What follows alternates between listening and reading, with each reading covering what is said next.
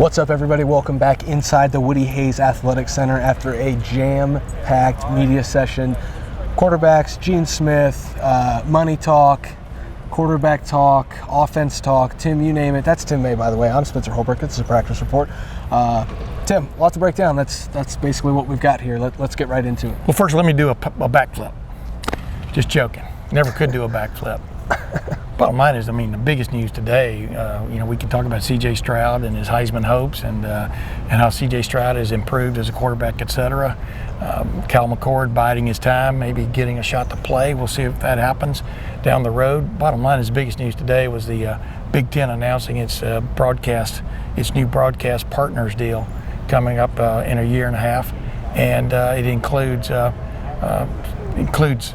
CBS, includes Fox, includes NBC Peacock, and some other streaming opportunities, which is the direction the Big Ten wanted to go in this thing, almost like an omnibus. I like using that word. Yeah. Almost like an omnibus package, where you think the money is going to be even much better than it is now for Big Ten teams. But as I asked Gene Smith right off the bat, can you fill in the blanks financially? Because the Big Ten did not do that today with their release. He goes, no, he can't.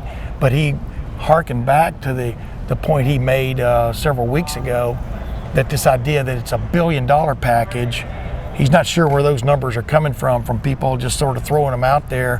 He indicates it's probably not going to be that big a package. It's still going to be incredibly significant. It will be the best package in major college sports, it does appear, when the money comes out on it. But it's a big deal all the way around. Well, and to be frank, it is $1 billion package, not per year, but overall, it's a 10-figure deal, maybe even an 11-figure deal when we all sort this out. Well, yeah, but I'm talking about per year. Yeah. People's slices of the pie, et cetera, have been really far-fetched to a certain extent, as they've speculated, but go ahead. Yeah, and so it's a lot of money. Gene Smith kind of started to lay out a little bit of what he expects that money to do when he talks about the rise in costs of everything per year and filling out the athletic budget and being able to do those things, but bottom line is, fans don't care that much about the money. They care about what the money means. And it means that NBC is going to have a night game every Saturday. CBS is going to have a 3:30 game every Saturday, it appears. As the CBS Twitter account already tweeted out, the SEC on CBS jingle is now going to be the Big Ten on CBS jingle, which is kind of an interesting thing that we've got to adjust to as college football fans. And then, of course, Fox is the biggest player here. The Fox people brokered this deal. By all reports, they were in on these meetings. They understand exactly where this thing's going. BTN's involved. Fox Sports 1 is involved. Peacock is involved, which is really interesting because, fans are now worried that Ohio State football games will be relegated to Peacock. I don't see that happening, but you never know with opponents like, the MAC schools on the schedel from time to time. I could see one game a year being on Peacock with Ohio State just to give Peacock it's just due, you can always sprinkle it in there. It's like the Big Ten Network came out, many years ago, but then they started their Saturday night primetime games, and, just to feed that machine, they've got to get Ohio State on at least once a year. Yeah. From a Big Ten Network standpoint of primetime games. So, yeah, I could see that being sprinkled in there as part of the as part of the allure, both for the new broadcast deal and for Peacock. And here's the thing, Tim. There are NFL games that are streamed only now. That's coming to college football down the road. There are Ohio State games that have been on FS1. I think the Tulsa game last year, if I'm not mistaken, was an FS1 game at night, or maybe it was the Akron game was on BTN or FS1. BTN already has games, so this isn't a foreign concept for Ohio State. The streaming aspect might be, as far as just only on a streaming service, but this idea that Ohio State games have only ever been on ABC and CBS they're just not. Well, here's a news flash. People got all upset when the BTN came in, the Big Ten Network came along, and was going to add something to their cable bills. And somehow or another, since ESPN has been around almost since the start of television in some people's minds, they didn't realize they were paying their cable provider money for ESPN every month. Yeah, right. Just like you'd be paying for BTN. Now it is, what do you want to watch? What do you want to pay for? Now the streaming services give you that right. The problem from a streaming service standpoint, which is down the road of it being a really major part of this, is you're kind of gambling when you're the entity that's that's dealing with it too, because you've got to gamble that people will step forward and pay that extra fare to watch Ohio State every weekend, or Michigan, or Northwestern, or whatever. And but it's coming. I mean, the a la carte aspect of television is getting more real by the day. Yeah, exactly. And like, as for example, if you want to watch a certain TV show on, say, Apple TV, you buy Apple TV for, take the free trial and then do a month of it. Netflix, Amazon TV, right on down the road. And then after that, if you want to cancel it, go ahead. And then the next year, you're going to have to do the same thing. If Ohio State is going to be on Peacock, those are just things that are going to be sorted out. Obviously, the basketball schedule is going to be way different without ESPN as a partner, except for probably in the non-conference. And then you look at the way that scheduling is going to happen now based on that. You have to think divisions are going to be thrown out, Tim. Ohio State Gene Smith actually came out today and said, yeah, he's in favor of divisions going away. The Big Ten's going to look a lot different, all that is to say. And well, not only that, but I mean, he also pointed out a big factor, in my opinion, that they may not set conference schedules. You're not going to see conference schedules set for 3 or 4 years ahead of time. You're going to see them probably set for the next season in October of the previous season. And I asked him, for one of another term, is that kind of going to be prorated based on sort of like where programs are, meaning football programs are, from a strength standpoint of getting a balance involved. It would not be fair to the league for right now. The Big Ten East kind of carries the weight. In a lot of ways. If you just look at the Big Ten championship game, it'll tell you all you need to know about that. But it would not be fair for Ohio State and, let's say, if Southern Cal comes in and it's really good, for them to play the toughest schedule every year in the Big Ten just so they can get these premier games on. But you do want them to play some games that are very attractive to these networks, 4 or 5 a year. And that's what's going to change as it goes along. I mean, there are a lot of changes coming, and it all comes back to making things attractive, getting eyeballs watching the games either in the stadiums or on the television sets, and it's not going backwards, that is for sure. Exactly. And a couple things that won't change. Non-conference scheduling will not change. Ohio State has some non-conference games on the books. I don't expect buddy, now I'm not knocking you, but non-conference schedules have changed so much over the years.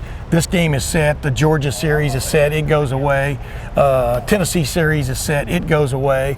If the Big Ten, when it finally gets down to the nitty-gritty here of deciding what its makeup's going to be, whether division or not division, are they going to play a minimum of 8 conference games a year or 10? If they go to 10, that's going to make a lot of these non-conference games go away. Yeah. Across the board. And the other thing that's interesting to me in this package is NBC is a part of the package. Well, NBC also has exclusive rights to Notre Dame games. Oh, we were going to get there. I was going to get there. I know, I knew you were going to get there, but my point is, how is that going to be impacted if, in fact, the Big Ten goes to a 10-game regular season, no divisions, as opposed to an 8 or a 9-game, which 9 games really are right now. But how is that going to be impacted? Is Notre Dame got to get nudged out of the mix from the standpoint of being able to schedule some of these games with their traditional Big Ten opponents? Well, like USC, by the way. And I'll finish my point here that Ohio State is not going to be turned away by NBC or Fox or CBS when they say, hey, we're having Alabama come to the Horseshoe in 2026. Well, guess what? If that game's on Big Ten turf, it's either going to be on Fox, CBS, or NBC. That's an opportunity for one of those 3 networks to get Alabama. You mean it's going to be a home and home? Yeah, it's already scheduled. And so when you talk about the networks, like right now, this week 1, ABC and ESPN do not get Notre Dame very often. So when they had the chance to scoop up Ohio State Notre Dame, they took that opportunity and didn't pass it on to Fox. Yes. That's going to be part of this non-conference scheduling is, yes, Fox, CBS, and NBC don't have access to Alabama, to Georgia, to LSU, to Tennessee, but you can bet they're going to hope that these Big Ten teams can schedule those teams, home and homes, to where once a year you get an SEC team on NBC. Once a year you get an SEC team on CBS again to keep the national footprint alive. That's just another layer here. Yeah. There are so many layers. We're going to continue to unpack all of that. The non-conference scheduling versus the conference scheduling, it's interesting, Tim. I've always thought of a 3-team pod almost, or 4-team. You play 3 in your division, there's like four or five of them, then you play 6 from outside. Yeah. That way you can rotate through the entire conference in a couple years or 3 years. Yeah, I brought that up a few weeks ago. I mean, that to me would make sense because you would, over the span of like 5 years, you would see every team in the conference, probably your team, play them either at home or on the road. Yep. And so a lot to unpack here. We're going to take a quick break. We'll be right back on the practice report. All right, Tim, we're back on the practice report. Gene Smith spoke. We broke down a lot of that. We're going to have a lot more coverage at lettermenrow.com of everything that Gene Smith had to say. You can watch the full Gene Smith press conference on our YouTube channel. But also, we can't really dismiss the fact that the Heisman Trophy frontrunner spoke today. Yeah. Talked a lot about money, actually, which kind of goes hand in hand with what Gene Smith was saying. But also, Corey Dennis, the future of the program, whether that's Kyle McCord or Devin Brown, take your pick. Both of those guys also spoke. And CJ Stroud is the headliner for every obvious reason imaginable. But my biggest takeaway from this, and I'm gonna go first just to get it out of the way, is CJ Stroud has not only become the face of the Ohio State football program, I think he is starting to understand the weight of being the face of college football. And when he talks about, he was talking about how much money players should make.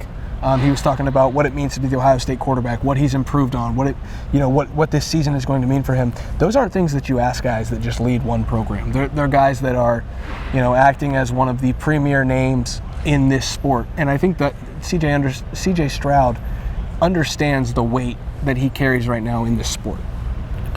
To me, CJ Stroud is such an interesting story, and we'll get into it more as the season develops. When you think about his first game at Ohio State last year as a starter at Minnesota, and you think about halftime and all these people are calling for Kyle McCord, put somebody else in there. He's not getting the job done.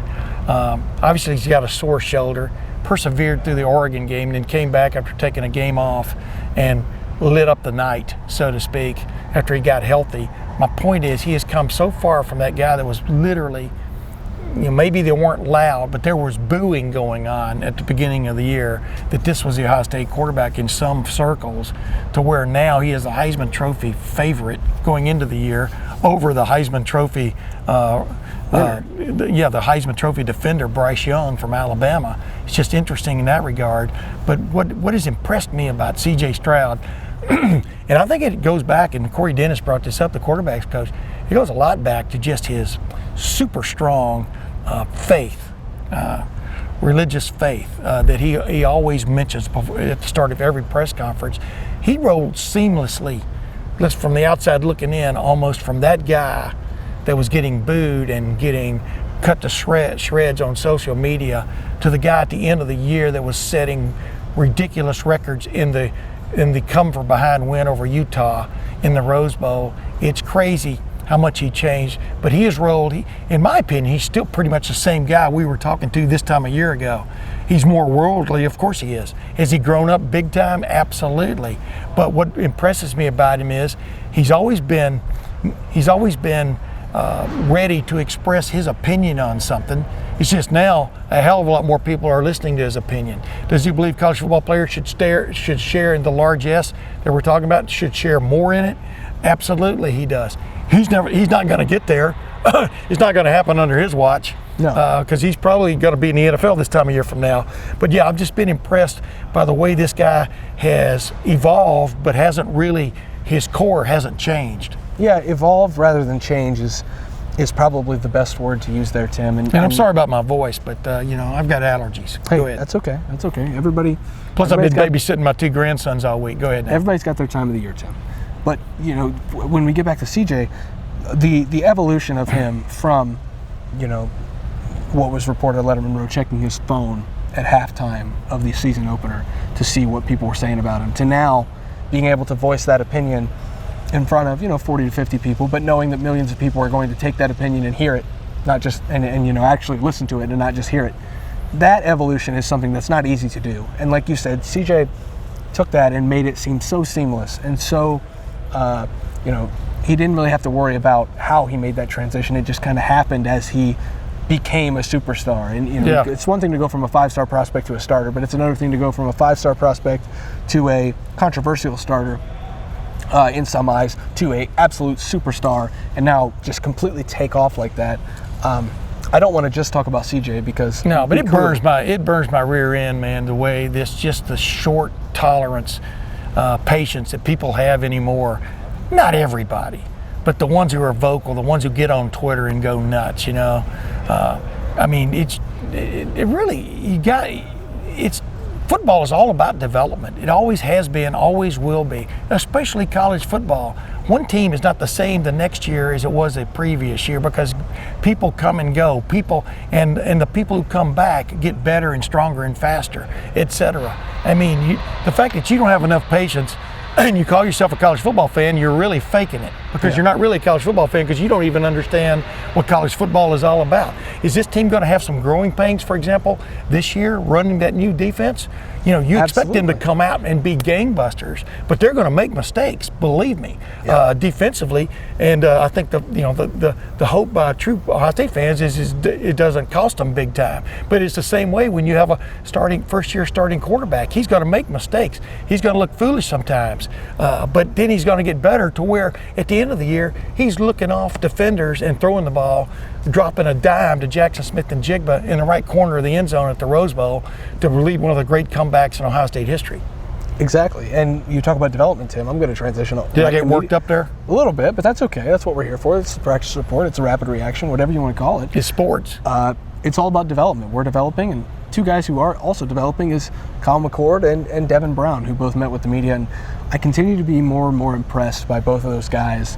And they're let me rephrase it, in a world that wants quarterbacks to play right away. Or leave. Well, or transfer. Yeah, play or leave. Kyle McCord and Devin Brown seem so just okay with understanding the process. And CJ Stroud was too, but it was in a COVID year, and I guess we didn't get to see it that much because Justin Fields was here and the building was on lockdown. But you talk to Devin Brown, you talk to Kyle McCord, and a lot of times you can kind of read some tea leaves, get an inkling of how these guys feel about not being the guy on campus. Both of those guys were 5-star quarterbacks. Yeah. There is no indication that either of them would rather be anywhere in the world other than the Woody Hayes Athletic Center. And they're learning under Ryan Day. They're developing under Corey Dennis. They're watching CJ Stroud every day. And the way that they carry themselves as the two backups and potential faces of this program down the road, it's just as impressive as seeing CJ Stroud take the reins of everything that he has. This is not hyperbolic. Those two young men, even Devin Brown, a freshman, could be playing somewhere this season. Yes. Could be probably starting some. I'm telling you, every time we see him, he looks better and better to me. Kyle McCord just has the personality, the ambiance, the demeanor of a professional quarterback. He is low-key. He speaks exactly what's on his mind. I'm going to do a piece on him, just talking about a story on him, just talking about how you're sitting there and you want to play, you prepare to play, and then you don't get to play, but you can't ever lose that edge of preparing like you're going to be the starter, preparing like you're going to get to play at any moment. And a lot of teams, a lot of players, you've seen them through the past, they're either have resigned themselves to, I'm just a backup. Oh no, oh my goodness, where's my helmet? To the guys who can't wait to get the heck out of the building. Yeah. Obviously, he has shown patience. How that will be rewarded, we're probably not going to know until next year. But if things go the way we think they're going to go with CJ Stroud. But Kyle McCord has been an impressive guy to me ever since he got here. Yeah, I think Kyle McCord will know the payoff, and I think that payoff will be great at this time next year when he can throw the ball, man. He's standing. Agreed? Yeah, absolutely. When he's sitting in here as the starting quarterback, because I think Devin Brown's a phenomenal player, but Kyle McCord obviously had a year on him, and that's been my prediction. Kyle McCord will be the starter in 23. He already acts like he is the starter because he's that kind of confidence guy. Tim and I are also pretty confident guys.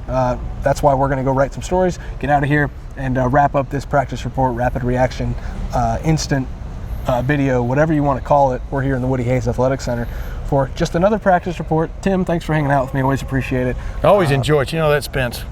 Make sure that you guys subscribe to the YouTube channel. Check out the Lettermen Lounge where we talk about the Buckeyes all year long, and check out lettermenrow.com. We'll be back here next week, talk some wide receivers, talk some other positions that are finalizing training camp. We're just a few weeks away. I think 2 weeks now, Tim, from the season opener, September 3rd. Crazy. Over there in the Horseshoe. That's Tim. I'm Spencer. We'll see you guys next time.